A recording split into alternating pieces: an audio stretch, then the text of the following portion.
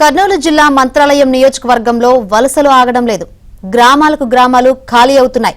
సరైన వర్షాలు లేక కరెంటు కోతలతో తీవ్ర అవస్థలు పడుతున్నారు.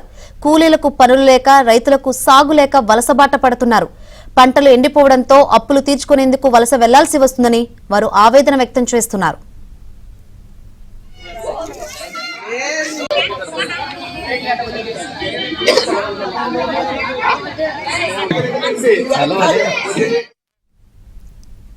కౌతాలం మండలం ఎరిగేరి గ్రామంలో దాదాపు 200 కుటుంబాలు నెల క్రితమే వలస వెళ్లారు.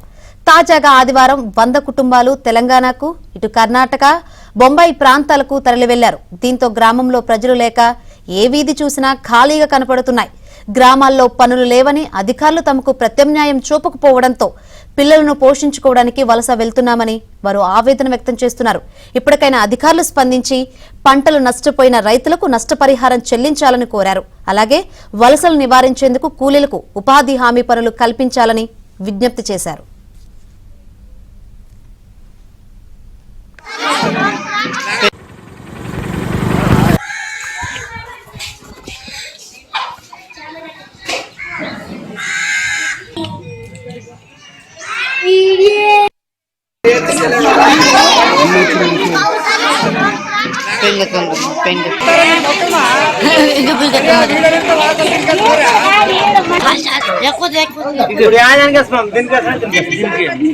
Ya